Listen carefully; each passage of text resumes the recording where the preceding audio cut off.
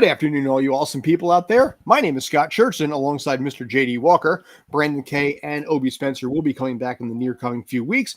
And welcome to the Sports Den on Spanglish World Network, Zingo TV, channel 249 and 250.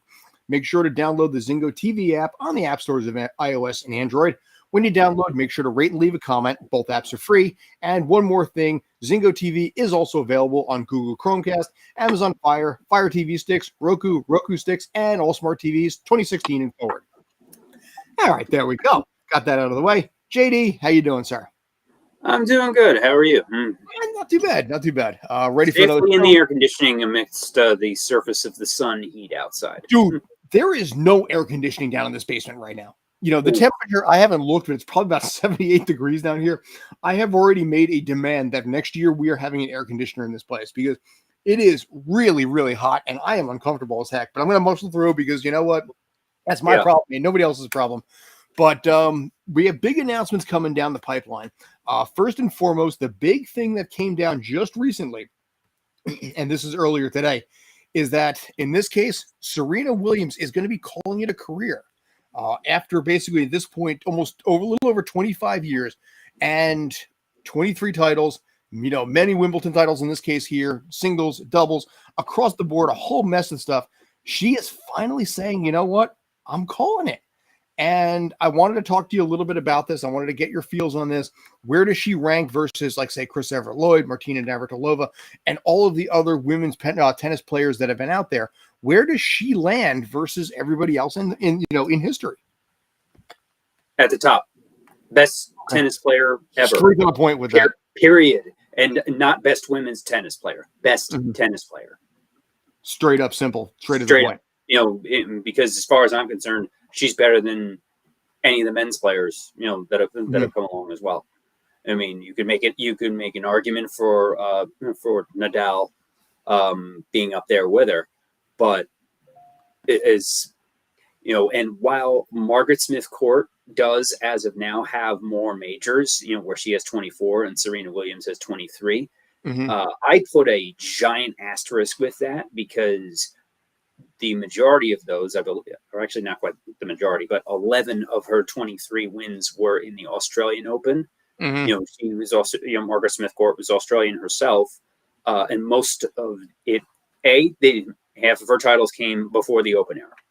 B, 11 of those 24 titles were the Australian Open, where both the amateur era and the Open era, which started in 1968, back then, a lot of the top players in the world didn't go to the Australian Open. So as far as the Open era of tennis, Serena Williams by far, hands down. She didn't get the calendar year major like Margaret Smith Court, Steffi Graf in 1988, and Maureen Connolly, the U.S. women's player in the 50s. She won 4 consecutive majors, a Serena Slam twice. She famously had the chance at getting that calendar year slam in the 2015 U.S. Open. I believe that was when the loss to Naomi Osaka for her first major win, if I remember correctly, where she had the meltdown with the chair umpire. But this is really, but yeah, you have this list. Margaret Smith Court is not on this list because of that Open era caveat, as I mentioned. So just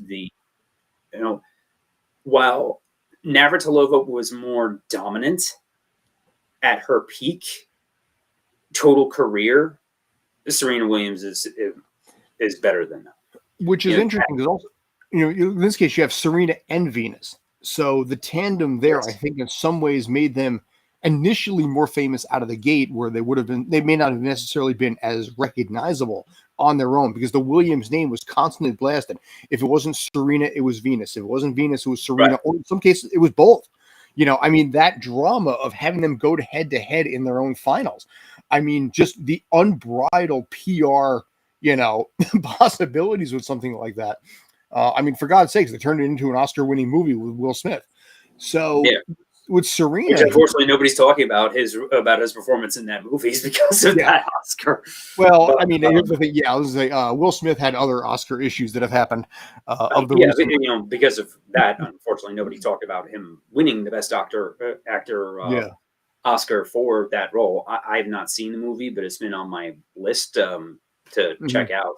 But just the story is a no-brainer, and it's very parallel to Tiger Woods as far as having the driving borderline maniacal father figure pushing them.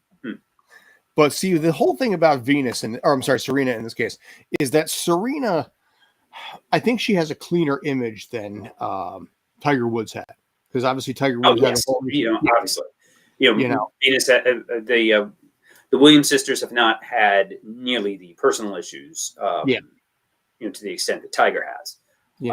But as far as their upbringing, especially as African Americans in very white sports, how they just came along and upended everything and dealt with crazy amounts of racism along the way, overcame all of that to be the best in their sports. And Serena, and her sister, while Venus didn't have the staying power that Serena did, Venus was a great player in her own right. But Serena is just all universe, all everything ever, as far as I'm concerned. And when you look at someone like her and her legacy right now, you look at it versus the Steffi Graf, Martina Navratilova, like I said, Chris Evert, even Sharapova, and some of the other ones that are out there. I mean, what made her so unique was the fact that she was, I mean, honestly, you look at that image right there, you look at the muscle strength that exists there. I mean, for God's sakes, I wish I had arms like that, but the amount of work on a daily basis. I mean, the big question in this case here is the workout regimen that she went through was obscene. I mean, the amount of work on a 6-day, 7-day cycle to maintain that, even at the age of 40, when by all accounts you should be 5 years removed at worst, and after having children. Yeah, and having kids as well. And being, like I said, 40 years old at this point, the general rule is arms and legs slow down after the age of, say, 28 to 30. She said, to hell with that, and she pushed it to 40, and now is calling it, like I said, a career after the U.S. Open. You think in this case she does match to the top? I think probably right. My question is she the most influential for tennis all time? I would argue yes. She changed it again, parallel to Tiger in golf. The Williams sisters changed the way the game is played.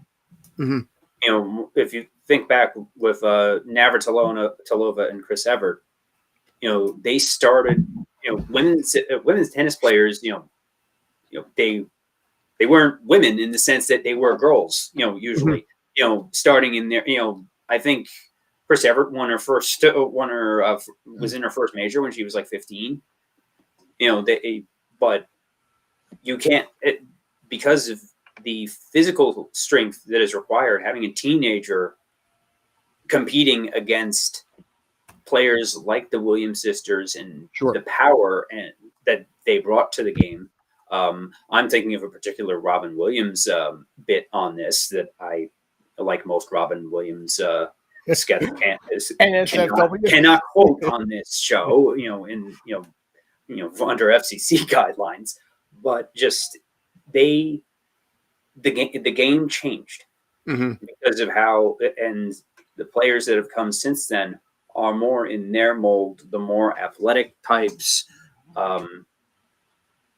It's not just anybody can pick out a racket and just whack anymore.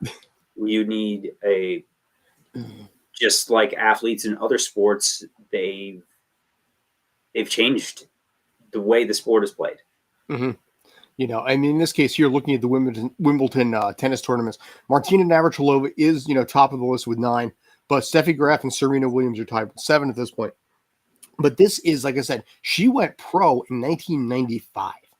So what does that say right there when you're looking at, at 26, even 27 years at this point of just consistent work. I think in this case, when you look at somebody like her, she is going to be someone whose name is going to be carried, say 2040s. And I'm dating myself. I'm pushing myself a little bit ahead here. But people are going to basically, the next Wimbledon champions are going to be citing her as the influence as to why they themselves became champions. Because they are sitting there looking at her and being like, you know what? If she can do it, so can I. And they modeled their routine. They modeled their work ethic. They see an inspiration in someone not only on the court, but again, like we mentioned before, off the court. And, I think it's somebody who is so strong in both avenues and honestly is a little bit, I'm going to say this a little bit as well, a little bit of a geek as well. A lot of people don't realize she voiced one of the guards in Avatar: The Last Airbender because she was a huge fan of the series. I'm just going to throw that out there. I think, that kind of stuff where the world is wide open for her. Whatever she decides to do, she can do it. I mean, does she go into movies at this point, TV? I don't know. She has a commercial right now for Peloton, which is showing her workout. The world is literally... She's got the Subway commercials with Steph Curry. Well, yeah, but everybody and their brother has a Subway commercial. You become an athlete, you get a Subway commercial. It's just kind of how that system goes. But I think as far as she goes, whatever she wants, if she wants to go to Hollywood, she can land that instantly. She could become like a next John Cena or Rock, I think. Where she makes that transition because she has the look and the strength and that Franklin General badassery that I think she could work and she could become, in a weird way, like another Queen Latifah. I could see that. Also, another Derek Jeter or or Voldemort, the Tampa quarterback, as far as business interests. Outside of their on-field and on-court prowess, to get into the ownership side of sports and of companies. I could see that. I could easily see that from Serena as well. But the thing about she and her partner, I believe, have already dabbled in making as far as training companies and workout regimens, stuff like that. I have no doubt of that. So there's some TB12 parallels there as well. Where she could come out with another line of cactus cucumber workout juice or whatever. She may have her own product line of God knows what there. But the only difference, I think, here's the funny thing: Derek Jeter, after he retired, he kind of disappeared. He did a Subway commercial, or I'm sorry, Capital One commercial just recently, where he was playing some kind of a pickup game in baseball. But I don't see Serena Williams going quietly into the night. I see her as somebody who is going to make the transition, maybe take a year off. And I was going to say, I think she'll take off for a bit, but she won't disappear forever. No, she's too powerful. She's too influential. And I think she knows her place in society on and off the court. So she's not going to walk away from this. Jeter, like I said, has dabbled in a fair bit of anonymity the last, say, 8 years. I don't see Serena Williams doing that. Does she start working again where do they start doing some stuff in Hollywood? Who knows? Yeah, we have no idea what the future holds for them, but she's the legacy of Serena and the Williams sisters, just like with Tiger Woods in golf. As you said, you don't even need to wait until 2040. The people that are influenced by them are already playing with it, where they've been around so long, again, like Tiger and like Voldemort, where there's players in those respective sports now that looked up to them going up. They're already, Naomi Osaka, Coco Gauff, among others, have all already cited Serena as an influence to their games. Yeah, and that's the circle of life when it comes to sports. You see players like this who were influenced, in her case, like, the Martina Navratilovas and the Chris Everetts from back in the day.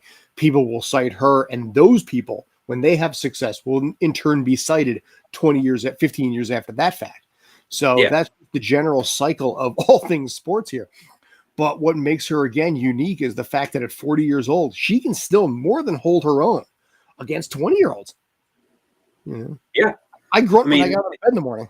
I wouldn't be surprised if she goes out and wins the U.S. Open this fall as a final tournament. I mean, so it could be anywhere from losing in the first or second round because she's just out of gas, and she's really been. It seems to me like she played the last 3 years trying to get that final major. Mm-hmm. And just couldn't. She made the final a few times and lost, but just never broke through for that 24th major. I could easily see her going anywhere from losing in the first round of the U.S. Open to winning and getting that 24th title to go out on top. And here's where my tinfoil hat kicks in a little bit. I don't think entirely she's going to go out in the first round. I don't think the U.S. Open and the tennis world whole wants that for marketing reasons. This is her last tournament. So they may do a couple of things on the sideline to basically make it a little easier for her to advance. So she gets into the final 4, the final 8, the final. Yeah. She may not necessarily win, but she saves enough face where she does not go out 6-0, 6-0 in the first round. Yeah, I bring that up only because I believe it was in Wimbledon she lost in the second round, earlier this year. Yeah, but this was the announcement that blew the wings off the world of tennis here, blew the doors off the world of tennis here. Because she is the pinnacle of the game. She is the most influential. You said, like I said, Tiger Woods of tennis, but with a better reputation. So they're not going to want her to go out bad. So I don't know. Who knows what's going to end up happening there? I think in this case, we'll find out in a couple of weeks, but kudos to her. Congratulations to her. She has nothing more to prove on the court, and she has a bright, wild future. I think her husband's the creator of Reddit too, isn't it? I'm not sure on that. I thought he was like a coach or workout guru, which is why I thought or maybe first husband. I might be mixing up people. That's another one of her associates. So I'm honestly not sure about that. All right, you know what? Hang on a sec. Plug it into ye old Google machine if you're doing that right. Yes. Let's see. Personal life. Yeah, she's married to Reddit co-founder Alexis Ohanian. They proposed in 2016. 2017, they got married. Mazel tov. Yeah. So she is president of one of the co-founders of Reddit, which is such a bizarre pairing. But you know what? If they're happy, run with it. But here's the thing. Reddit is one of the most underrated and underappreciated or less mainstream news sources in the world. It's like the 4th or 5th most used website, in the world right now. And so she can, as long as that marriage holds out and does well, she will always have a place in Reddit society. Yeah.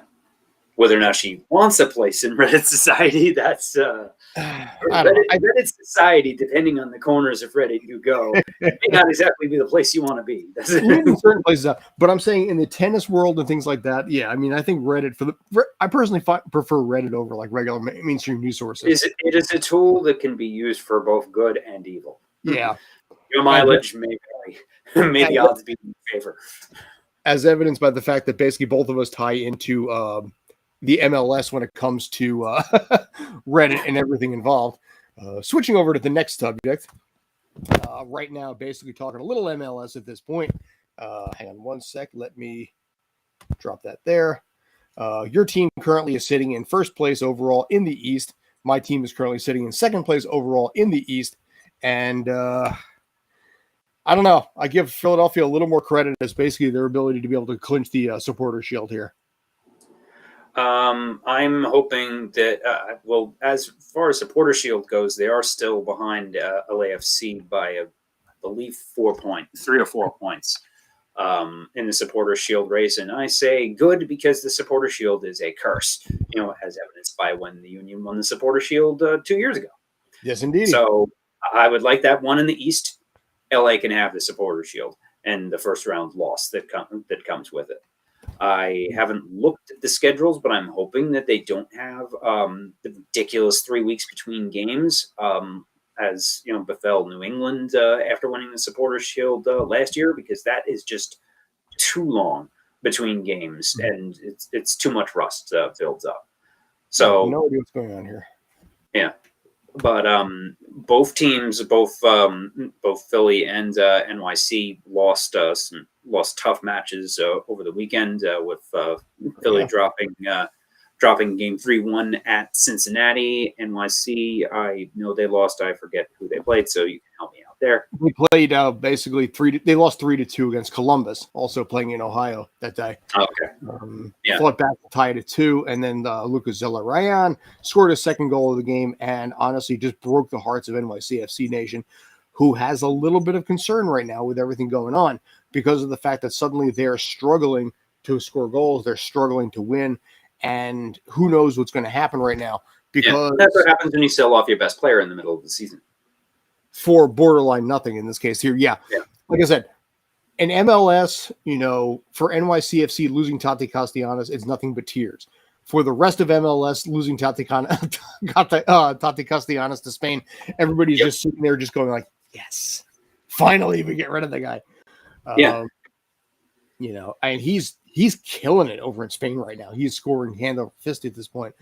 So for a team like Philadelphia, who, as you can see right there, is in fact undefeated at home, NYCFC has lost one game, so they're doing pretty darn well in their own right at home. But when you look at those two, that first place is going to be so important come September, October, November, just because of the fact that whoever has home pitch advantage is going to have a massive advantage. Yeah, and Jim Curtin, the Union coach, I've heard him mention multiple times, goal differential is the next tiebreaker after record and wins. Yeah. So beat up on the bad teams and run up that goal differential. And Philly is tops in the East in goal differential with is that plus 23 there? Is that the yes? I can't see the top of that column. So yeah, you're up by 23. NYCFC is second with 19. Yeah. So I don't know the numbers out west, but it doesn't really matter for tiebreaker purposes. So Philly beat DC 7-0. See that there's your and West. They beat Houston 6-0. Yeah. So they have NYC and the rest of the Eastern Conference in their rearview mirror, and they're trying to put distance, especially after how last season ended. This team is on the warpath. This team is hungry because they are hungry. They're clicking at the right time. They had issues for the first part of the year with scoring goals. Luckily, Andre Blake is arguably the best goalkeeper in all of MLS.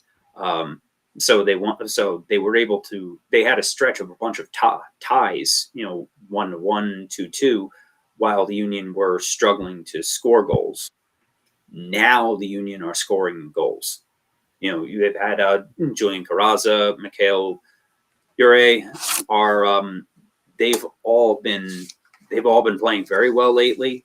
Kai Wagner scoring a bunch. You're getting a lot more scoring, and if that keeps up, if the Union continue to gel, which most of the transfers during the midseason window on the Union side were for depth pieces. Mm-hmm. They didn't lose any of their big guns like NYC did. So, I mean, here's the thing: you lost Kasper Brzgala, but he went to Chicago. But clearly, it has not been a factor because again, you're top in the East right now. Chicago has helped with Chicago's resurgence as well, as now they're in a playoff spot after they were in last place in the East a month ago. They were struggling for a long time too. Yeah.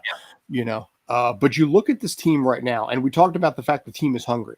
They lost last year because of COVID, and I think every single one of them knows that right now. You see the energy, you see the excitement in Philly Nation. You cover the games. Tom Karwacki, my buddy, that we've had on here before, is a season ticket holder over there. You see how much energy and excitement that team has right now.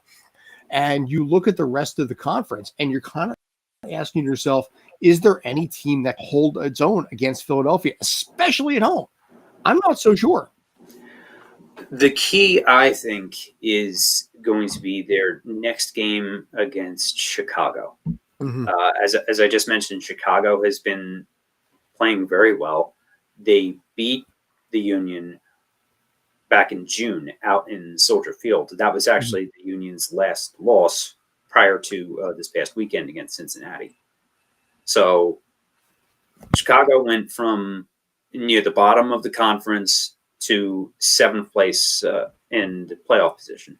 Yeah, you can see him right there, right dead smack in the middle if you look at the screen right there. Tied points tie and game tie with Orlando right now, and also Miami. So Chicago is actually ironically rooting for NYCFC this weekend because NYCFC is playing on the road against Miami. But that is a three-way tie right there. That can go anywhere. And then Yes. you've basically got New England, who's only a point behind themselves.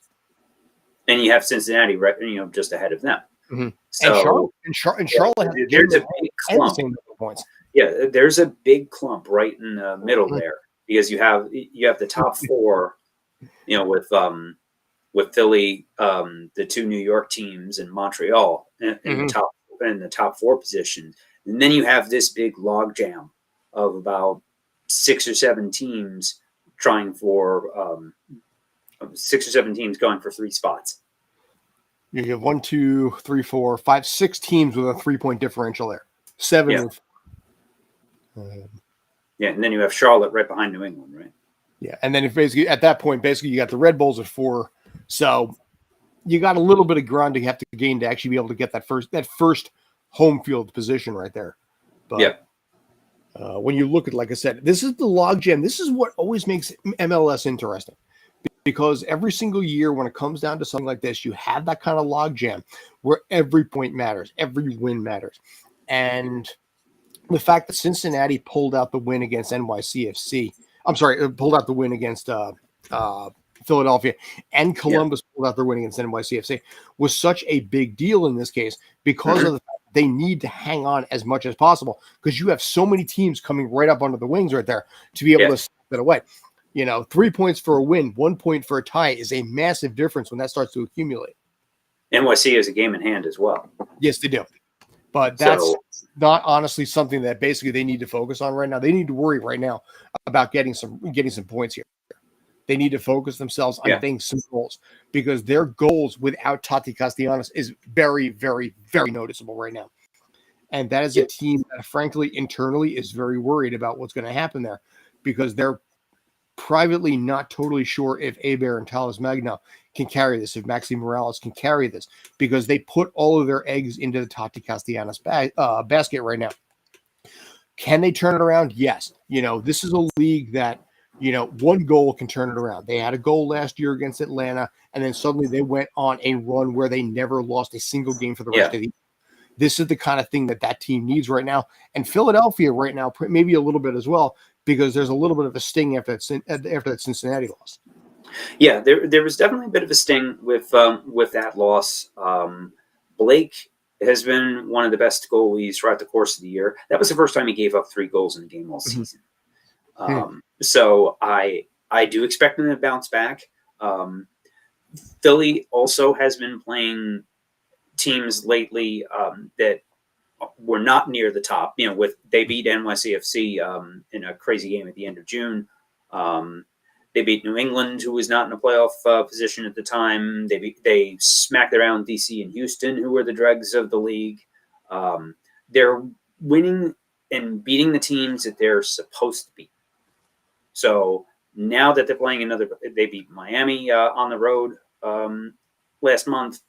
They also have, so with Chicago playing as well as they have, if they can continue this home dominance against a playoff team at home, then they're in pretty good shape.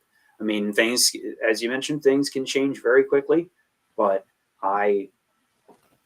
with how this team has been playing and the revenge factor with the COVID playoff loss last year and the Supporter Shield early playoff exit the year before, the Union have a lot to prove. It is championship or bust down here at this point, and it is one of the hottest tickets to get. It's 19,000 packing the place. and it's, the Phillies are mediocre. This is the winning team. The Eagles haven't The started yet. The Eagles Flyers are haven't. collecting The the Eagles ball. haven't started yet. You have the winter sports off. Then you have, so for the spring and the summer, you have the Union as the hottest ticket in town. As baseball continues their decline into semi relevancy. Although to be fair, Even though if the Phillies are in a playoff position I currently, was just going to say, but they still don't have that buzz. Like it's all Eagles training camp buzz. Some chatter about the Union here and there, despite the fact that the Union are the best team in the Philly area as far as results. yeah, but see, every city, but it's all Eagles. But that's sports media in the Philly area in general. every It's city has all that Eagles one dominant all the team. time. Every city always has a one dominant sport. In this case, in Philadelphia nation, sure, it's the Eagles, and I get that. You're a month away from the regular season starting off. The Phillies have turned it around very well. Since letting go Joe Girardi and even to a degree Didi Gregorius when Segura came back. This is a team that is now in a final wild card spot. So there is some intrigue there. But again, I mean, Philadelphia is Eagle country. Everything else is secondary, including even to, I would almost venture in some ways. Let me ask you this. Which is bigger, the Phillies or the Union? I would say the Eagles are bigger than both of them. No, now. Forget that. I'm talking second tier. I'm talking in this case after the Eagles. You got the Flyers, you got the the Phillies, you got the 76ers, and you got the Union. 76ers. Yeah. But my question is in this case here, which is probably the better fan base? Is it the Union or is it the Phillies? I would almost go Union in this case. I think the Union absolutely have a far better atmosphere at their games. They wouldn't sell out every single game. If they actually added 5,000 seats, they'd probably sell that out too. At this point, yes, I believe they would, and that's the big difference, is that you have standing room only at these Union games. While yes, the stadium is a little on the smaller side with only 19,000 and change, compared to Citizens Bank Park, which is 45-ish thousand. But barely so while the Phillies have the numbers, the crowd is not nearly as engaged as you find at the Union games. It's a completely different atmosphere. Baseball, unless you have teams that are the best of the best, like the Mets and the Yankees, and less so the Yankees, but more so the Mets, where the Mets recently have had a playoff feel to them. Phillies, even though they're in a playoff position, not so much. Like this, and also the Phillies haven't made the playoffs in 11 years. Yeah, okay. When you lose in Philly, you don't exist. Seriously, the Sixers didn't exist for about a decade. The Flyers were garbage this past year, and you barely heard anything about them. Yeah. And then the Phillies obviously have struggled the last few years. Yeah. There is hope at this point. But again, it's same thing with here. I mean, in the New York area, Yankees, Mets, obviously. And then, of course, Giants and Jets that are obviously going on right now. But the Knicks and the Nets have kind of taken a little bit of a back seat. The Rangers, the Islanders, and the Devs have taken a back seat as well because football is now the new big thing. You had baseball, and then you had nothing else. Now you got baseball and football and nothing else. And with I agree with everything that we discussed, we talked about this on Sunday for Sports Insiders. The fact that here in the New York area, the Giants and the Jets have hope, which is a weird feeling in this area. I'm not going to lie. And Brandon will back me up on this one. It gives so much more vibrancy that the rest of, the league, honestly, when it comes down to basketball, no one cares. When they talk about the Nets, it's like, okay, what debacle is happening right now? The hockey, okay, the Rangers had a phenomenal season. Give them credit. And there's a lot to be excited about where that team's going. But this is a baseball and even more than that, football town. I think the Giants and the Jets, if they start out of the gate well, and the Giants have their first preseason game on Thursday, I think at that point that could usurp the Yankees and the Mets, despite the success that they have had this year, because of the fact that this is football first year. I don't know about that. I mean, I think it's possible because New York has traditionally been more of a baseball town. The football teams, take over the fall and winter, but they're baseball first. Yankees and Mets spring training games get more attention I'm seeing than some weird stuff here right Rangers regular season. I'm seeing some weird stuff here right outside East Rutherford and right outside Yankee Stadium, where there is a buzz when it comes to football right now. And part of the reason is the fact that here in New York, the Giants and the Jets are tied for the worst record since 2017 cumulatively. They have the most losses. They have the first and fourth, I think, overall when it points scored, first and like seventh in most points given up. The Jets are worst in third down percentage. The Giants like fourth. It has been a misery for 5 years here. So there is something unique here, and I think it's getting a lot of the back pages because of the fact that we have excitement and we have hope for the first time in God knows how many years. Excuse me, for both teams. And it is, I think, a little bit usurping what's happening with baseball, especially with the Yankees playing out west right now. I don't think it's necessarily unique because it's happening all over the country. Football is sucking up so much oxygen in the entire sports world year round, where it's football and then it's everybody else. It's the NFL, it's college. You're seeing the consolidation and the insane movement of name, image, and likeness payments, and with the conference realignments that is setting up. It's setting up for a case where you're going to have the Big Ten, like the AFC, and then the SEC is the NFC, and then they play each other, and then there's the national champions, and everybody else can go scratch. That's, I believe, the end game here, which is, I think, is detrimental for college athletics in general, and the ripple effects on other sports, especially basketball, but even more so the other sports. I mean, trying to combine for football games is one thing, but what happens when the USC tennis team needs to fly to Piscataway?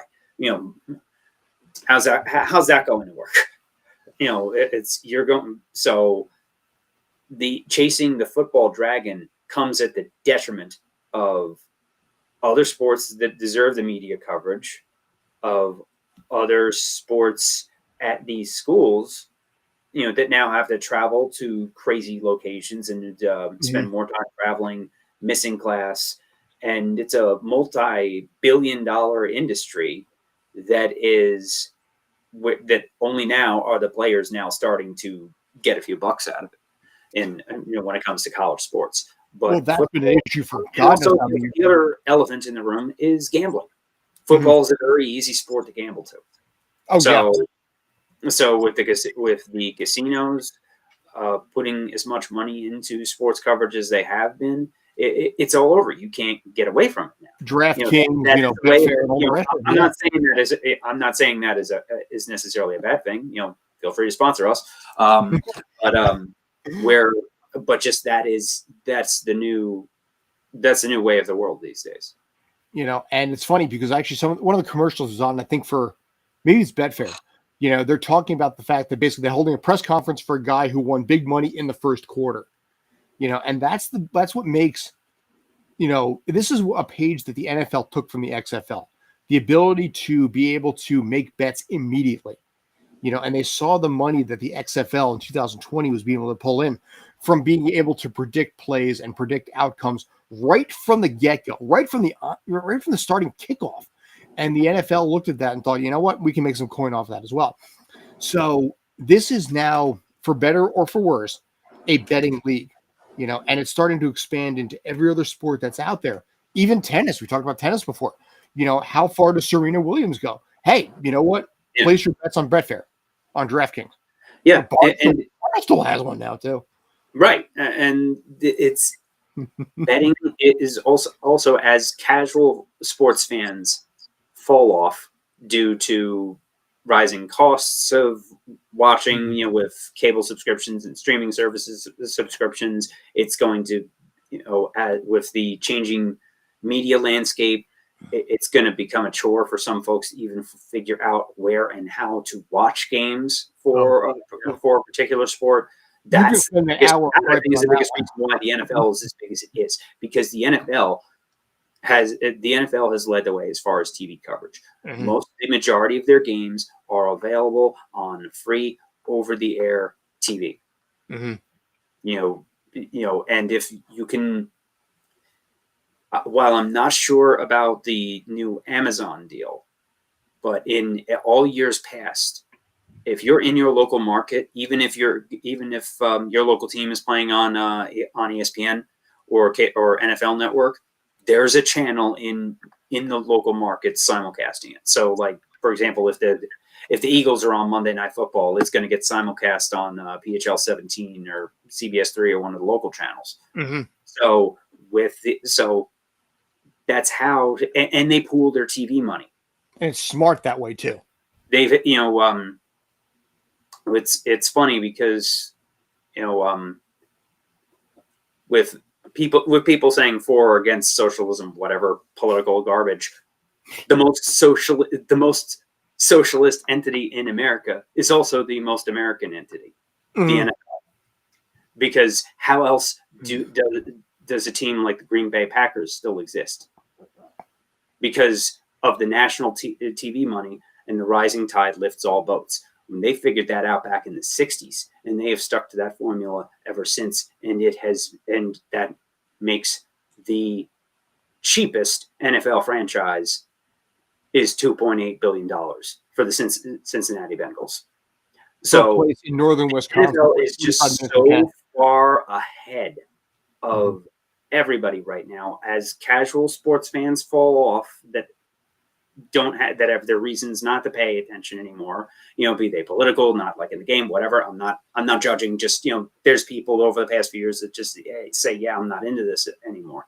But the drop, and we've talked about declining ratings, but the declining ratings of sports, especially the NFL, while they might be going down like this, the rest of television is going down like this.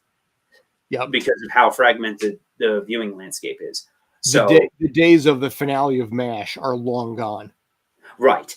So so live DVR proof entertainment is the most valuable thing in television right now.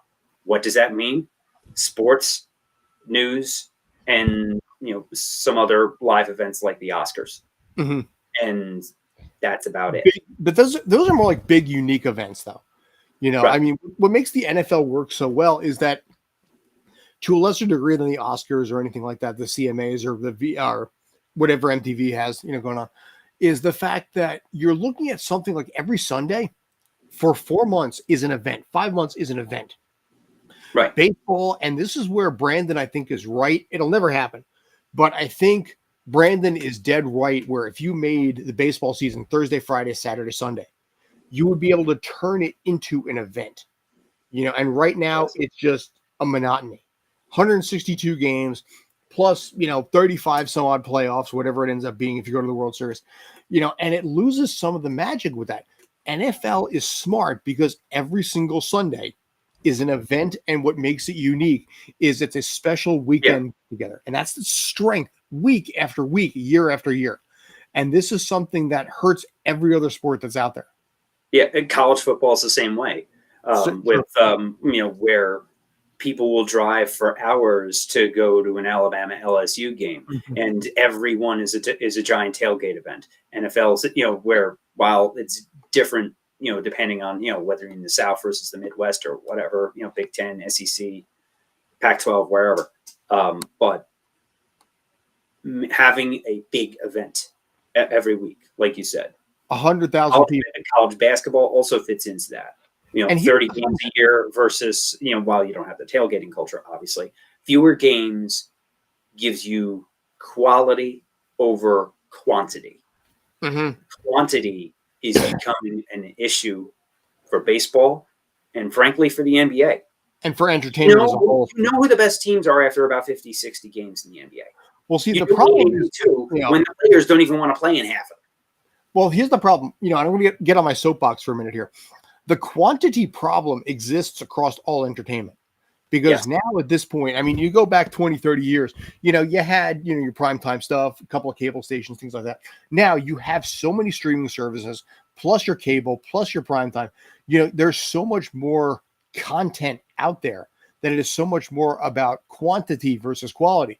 That's why when Prey came out on Hulu, people were like, oh my God, another Predator movie. And then like, oh my God, it didn't suck. Because people were shocked because they just figured, okay, they're milking the teat of the Predator franchise. And then suddenly, shock upon shock, the movie was not a bad one because people are so acclimated with all of the content being thrown in their face that everything sucks because it's all about quantity versus quality. And I think, when you look at everything that we've got right now, when it comes to sports as well, I think this may become a problem in its own right as things outside the U.S. become more popular. The video that we had about Kabaddi, which I showed you the numbers on that earlier, the amount of comments that I've been getting lately about the Kabaddi video about this, it's a big sport in India. The amount of comments that I've gotten from people who believe that Kabaddi will become big in the U.S. in the next 5 years. And I think they're right, because there's more availability to see stuff like this they never saw before. So I think by 2030, you're going to have a problem in the NFL where all of these foreign sports that you never heard about that only exist on the Ocho, which just passed right now on ESPN, are going to become a thing.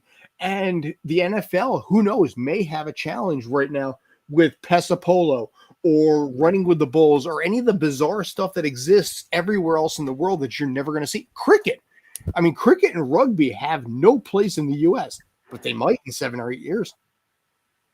The NFL may decline a little bit, partly because they're so far up top. There's almost nowhere to go but down in the next few decades. But also, look at baseball. I don't think baseball is going to go away, but it won't be as popular, but it will still be around. Another good one, look at NASCAR. NASCAR 20 years ago exploded in popularity and came out of its roots in the Southeast and tried to become a national sport. They almost overexpanded and changed the sport so much that the diehards lost the appeal, and those races that used to be getting 120,000 are now attracting 50,000. So it's still not bad in its own right. What it was, it's still pretty big. I imagine something similar will happen with the NFL over the next few decades. While there won't be and also they're going to have bigger issues as far as kids being willing to play the sport. With the safety concerns, that is going to be an issue, but there will always be people desperate enough to play it as their ticket out of a bad situation. Similar to boxing, where most American boxing is still around. Used to be one of the most popular sports in America. In 1950, the most popular sports in America were baseball, boxing, and horse racing. 2 of them are essentially dead, but they are still around with boxing and horse racing. So it's not like it's going to completely disappear, although horse racing is not looking too great right now. But boxing is still around. There's still something going on somewhere, whether it's in Madison Square Garden, MGM Grand Garden Arena, or a shopping mall. It's around. So, gee, I wonder what you're referring to there. The NFL is not going to go away. It may change in size, and it may go from this giant behemoth to this much, but it will still be around and it will still be popular. And it is a blood sport that, frankly, is cuts across many political and economic frames in the fan base. True indeed. And it's one of the only things in America these days that does, Mhm. kind of cut across the spectrum. I mean, in some places not as much as others, but the local NFL team is usually the best way to start a conversation with a random stranger that Yeah. you meet out in the store somewhere. It's the one thing that people that you know mileage varies based on the place and the team, but usually on any given Monday that you're out in the supermarket, you see somebody with a keychain or a shirt or something from your local NFL team, and you can start a conversation with them. Hey, go team, whatever, in the checkout line. And you do, that is something that the only thing like it is college football in certain places. You don't have that as much with other sports. So that is the difference with the NFL, where even if the popularity does go down among the general public, there will still be enough diehards out there that the NFL is not going to go away or do. Frankly, it doesn't do anything quietly. True. And I don't think it's going to go anywhere right now. This is the national sport of the U.S. and has a fan base outside. I think if more players from, the international market start working their way over, so similar to what happened with basketball, I think it could start getting that international appeal. It's not there yet, but I think in 3 to 5 to 10 years, if you start getting players from Europe, South America, Asia, places like that, I think the NFL could have a resurgence, especially worldwide. There are American football leagues worldwide. Nobody knows where they are, but they do exist. But I think if they start getting some players out there, like I said, like the NFL, I'm sorry, the NBA. The NBA is a United Nations now of sporting event of players. Yes. If the NFL can do the same, like the NBA did, or like Major League Baseball did, I think it can get itself a little bit of a resurgence. So it's presence, but it doesn't. You need more people to play. You need different equipment. That is not really viable in a lot of places in the world. There are places and you already are seeing foreign influence, particularly with special teams players coming out of Australia, because there's become a pipeline of Australian rules football players that have come over to American football and had success in the NFL, mostly punters and kickers. Mm-hmm. So that I could see continuing. More of a presence in Europe, especially as the NFL plays more games in the UK. I believe they're playing a game in Germany this year. But so London has an American football league. The UK has an American football league. So I've actually done some work on it. I've done some research on that to be able to start covering those events, because you know what? I kind of want to. I'd be interested to see that, just to see what it's like, versus. But it's also single A football. You got to accept it for what it is. Exactly. It's Division III football at best. Yeah, I mean, because there's hockey leagues that exist in UK that are about the same level. So I'd imagine it to be much the same. Yeah, but anyway, we got about 2 minutes left at this point. I'm not going to be able to play the video that I was hoping for, but that's okay. I'll throw it to you guys afterwards, because it's actually really kind of hilarious. But thank you, JD. I appreciate it. It was just you and me in this case here today. It didn't feel like it. We blew through literally 53 plus minutes at this point, and it never even felt like it. So, yay to us, we can carry our load here. Coming up at 7 o'clock tonight, we will be breaking down the movie Prey, the new Predator movie, which, shock upon shocks, actually kind of didn't suck. I think we were expecting it to really be a really, really bad movie, because it's like the 98th movie in the Predator franchise. But surprise upon surprise, the director referred to it as basically being an R-rated Disney princess movie and pulled it off. We will also be talking a little bit more when it comes to the MLS and everything that's been going on there next week on the Sports Den. Brandon, JD, I know you got a couple of things in the pipeline as far as the union goes. So check out his articles on Streampunk Sports and also 1495 Sports as well. I cover NYCFC, so the big Eastern rival there. Check that out in the same locations. Any other final thoughts? You can check out our writing at our website, streampunkent.com. Under the News and Opinion tab is where you could find our writing. Perfect. Love it. Okay, so like I said, we got to wrap this up at this point. Check us again for me, Brandon, and Davion at 7 o'clock tonight.